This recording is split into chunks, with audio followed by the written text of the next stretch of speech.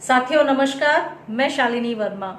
साथियों, आज मैं आपको गीता के कुछ उपदेशों के बारे में बताऊंगी।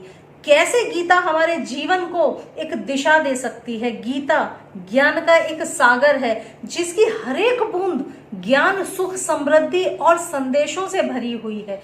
अगर उस गीता के ज्ञान को जीवन में हम उतार पाए तो हम एक बहुत अच्छा जीवन जी सकते हैं। बहुत सारे मैं लोगों को देखती हूँ, सुनती हूँ, फोन कॉल्स पे देखती हूँ, लाइफ परेशानियों से भरी हुई है। उसका सॉल्यूशन भी उनके पास है लेकिन उसको फॉलो नहीं कर पाते। उनको मालूम ही नहीं है उस परेशानी से कैसे निकलना है। ज्यादातर लोगों को यह लगता है कि परेशानी से निकलने का हल कोई दूसरा व्यक्ति दे सकता है, पर यह बात पूरी तरह गलत है। जहां परेशानी आती है तो वहां पर सॉल्यूशन भी साथ में लेकर आती है। तो गीता के कुछ ऐसे ही उपदेश जो आपको एक अच्छे जीवन की तरफ लेके जा सकते हैं, आज मैं आपको कुछ अफर्मेशंस के फॉर्म में बताऊंगी कि आप उनको लिखिए, कागज पे लिख लीजिए और अपने सामने चिपका लीजिए। कर सकते हो तो रोज सुबह शाम पढ़ने का नियम बनाइए और देखिए कि ये पॉजिटिव अफर्मेशंस कैसे आपको सक्सेस की तरफ, पॉजिटिव थिंकिंग की तरफ लेकर जाते हैं। तो गीता पॉजिटिव थिंकिंग का एक सागर है, सक्सेस का एक सागर है। उस सागर में से कुछ थोड़ी सी बूंदें निकालकर अपने पास आपको रख लेनी है। जब आप उसको रख पाएंगे तो आप देखेंगे कैसे आपका जीवन परिवर्तित होता है। तो चलिए आज हम बढ़ते हैं कुछ ऐसी ही अफर्मेशंस की तरफ। पहली अफर्मेशन, जो कि अफर्मेशन नहीं है, गीता का उपदेश है, मैं आपको अफर्मेशन के फॉर्म में बता रही हूं ताकि आप उसको आसानी से समझकर यूज कर पाए।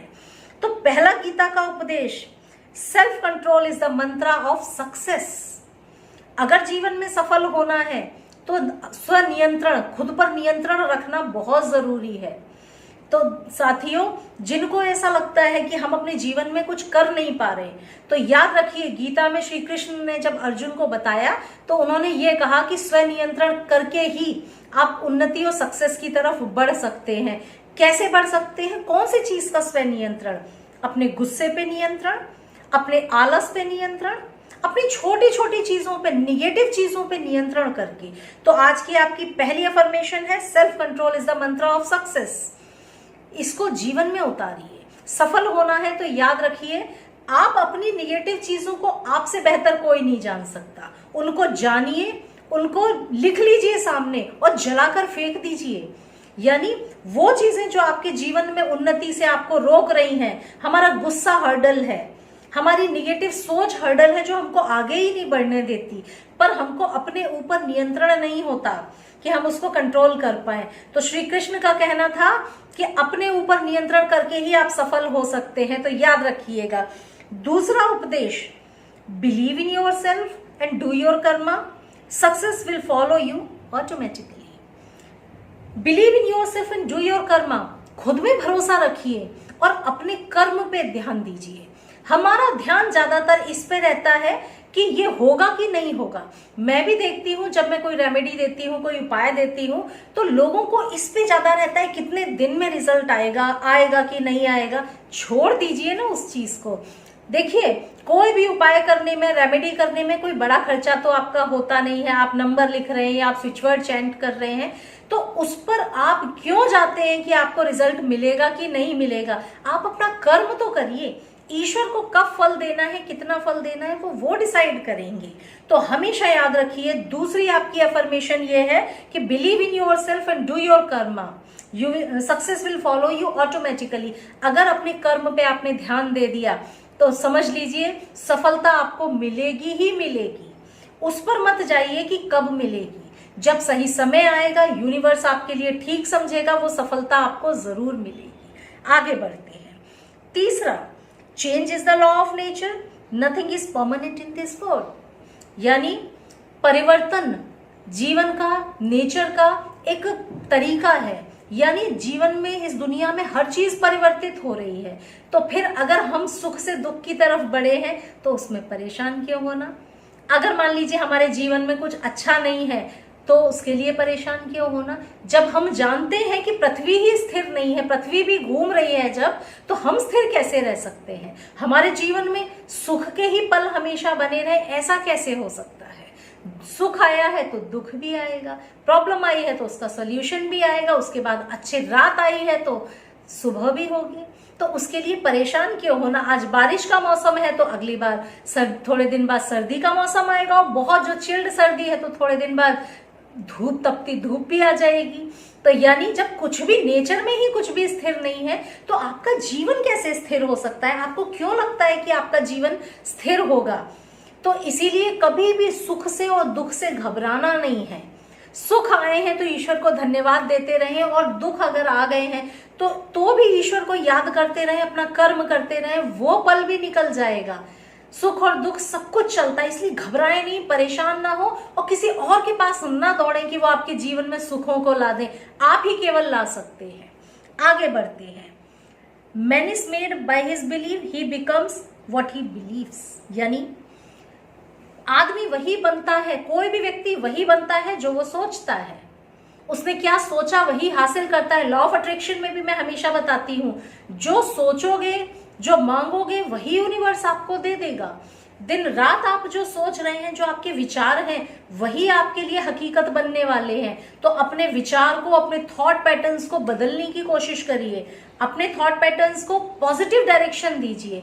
ज्यादातर लोग, दुखी लोग मुझे दिखते हैं, दुखी हैं, फोन करेंगे तो रोएंगे, अपना दुखड़ा दूसरों को सुनाएंगे। अरे भाई, जितने बार आप अपना दुखड़ा दूसरों को सुनाएंगे उतना ही ज्यादा वो बढ़ता चला जाएगा। तो इससे कुछ भी नहीं होगा। होगा किससे?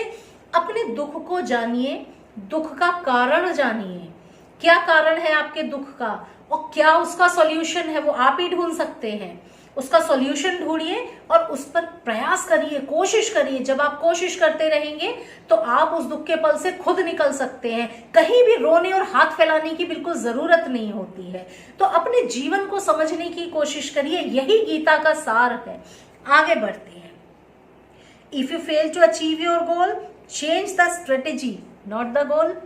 गीता में श्री कृष्ण ने कहा है कि अगर आप कुछ भी हासिल नहीं कर पा रहे, कुछ हासिल करने से आप अपना गोल, अपना लक्ष्य को हासिल नहीं कर पा रहे, तो घबराकर उसे छोड़ ना दें, स्ट्रेटेजी को चेंज करें। गोल को ना छोड़ दें, स्ट्रेटेजी को चेंज कर दें, स्ट्रेटेजी को छोड़ दें। यानी कि जो तरीका आपके जीवन का है, हो सकता है वो कुछ गलत हो। आप अगर कर्जे में हैं और कर्जे से बाहर नहीं निकल पा रहे, तो आप ये नहीं कि आप रो के, परेशान होके इधर उधर भागना दौड़ना शुरू कर दें। बैठकर ठंडे दिमाग से सोचिए कि क्या आपकी स्ट्रेटेजी थी जो आप इसमें आ गए। ठीक है, तो अपनी स्ट्रेटेजी को चेंज करने की कोशिश करिए। क्या आपने ज्यादा खर्च किया, या आपने बिजनेस पे आपने ध्यान ही नहीं दिया, या आपने लोगों को उधार ज्यादा दिया जिसकी वजह से आप कर्जे में आ गए। तो याद रखिए, जितने भी गीता के उपदेश हैं वो सब हमारे जीवन से ही जुड़े हुए हैं। अगर इन उपदेशों को जीवन में उतारने का एक बार भी आपने प्रयास कर लिया तो काफी हद तक अपने जीवन को आप खुद दिशा दे पाएंगे। आगे बढ़ते हैं। Anything in this world can be achieved और overcome through the power of will. यानी कि इस संसार में ऐसी कोई भी चीज नहीं है जिसे आप हासिल ना कर पाए। किससे हासिल कर सकते हैं? विल पावर से। कमजोर लोग और दुखी लोग मैं पसंद नहीं करती।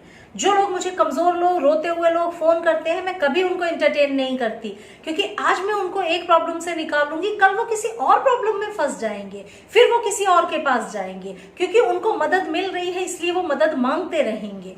क्यों मदद मांगना है? अपनी प्रॉब्लम को देखिए, क्या कारण है उसका। विल पावर अपनी स्ट्रांग बनाइए और सोचिए दिन रात कि मैं इस प्रॉब्लम से बाहर निकल सकती हूँ। ऐसा संसार में कोई भी व्यक्ति नहीं होगा जिसने प्रॉब्लम्स को ना फेस किया हो। आज मैं 4 सॉल्यूशन बताती हूँ, इसका मतलब ये नहीं है कि मैंने अपनी लाइफ में प्रॉब्लम्स नहीं फेस की। मैंने भी अपनी लाइफ में बहुत प्रॉब्लम्स फेस की और उनसे निकला, उनसे फाइट करके बाहर निकली। तो आप भी वही करिए। कहीं भी दूसरों के आगे मदद के हाथ फैलाने से पहले अपनी विल पावर को मजबूत करिए और खुद सॉल्यूशन ढूंढिए कि क्या सॉल्यूशन है इसका और कैसे आप इससे बाहर निकल सकते हैं। अगली affirmation, You came empty-handed and you will leave empty-handed। खाली हाथ आए थे और खाली हाथ ही जाएंगे। तो साथियों, जब खाली हाथ ही जाना है तो इतना परेशान क्यों होना। कभी भी उस नज़ारे को देखिए जब एक व्यक्ति इस दुनिया से रुखसत होके जा रहा होता है और इस जहां से उस जहां तक की जब उसकी जीवन यात्रा हो रही होती है, तो वो आखिरी यात्रा, वो आखिरी पल अगर आपने किसी व्यक्ति का देखा तो आपको जीवन भर वो याद रहेगा कि कुछ भी साथ नहीं जाता है। जिसका बहुत बड़ा सा घर था, बहुत सारी गाड़ियां भी थी, बहुत पैसा भी उसने जोड़ लिया, लेकिन फिर भी जब वो गया तो खाली हाथ ही गया। तो साथियों, खाली हाथ ही जाना है, खाली हाथ ही आए थे यहाँ पर। उतना करिए, उतना ध्यान दीजिए कि आपके परिवार की जरूरतों को आप पूरा कर सकें, लेकिन अंधाधुंध मत दौड़िए। अगर मान लीजिए जरूरत से ज्यादा इकट्ठा नहीं कर पा रहे हैं तो उसके लिए बहुत परेशान भी मत होइए। ईश्वर की आराधना करिए, ईश्वर पे ध्यान दीजिए, अपने आप को स्ट्रांग बनाइए। ईश्वर किसी को भूखे पेट नहीं सोने देते हैं। अगर उनकी आराधना करते रहेंगे, ईश्वर में विश्वास रखेंगे, उनके बनाए हुए नियमों पे चलेंगे, उनके बनाए हुए उपदेशों को ग्रहण करेंगे, संदेशों को ग्रहण करेंगे, तो जीवन को एक नई दिशा दे पाएंगे। तो साथियों, ये है गीता के कुछ उपदेश जो आज मैंने आपको बताए। आप चाहें तो इनको अफर्मेशन के फॉर्म में भी अपने सामने लिखकर चिपका सकते हैं और रोज पढ़िए ताकि वो जीवन में उतरने लगे। गीता ज्ञान का सागर जो आपको मजबूती देता है, तन मन को इतना मजबूत कर सकती है गीता, जिससे कि आप खुद इस जीवन रूपी भंवर से निकल सके, परेशानियों के भंवर से आप खुद निकल सके, आपको समर्थ बनाती है गीता। तो साथियों, अगले वीडियो में आपसे फिर मुलाकात होगी। तब तक के लिए नमस्ते।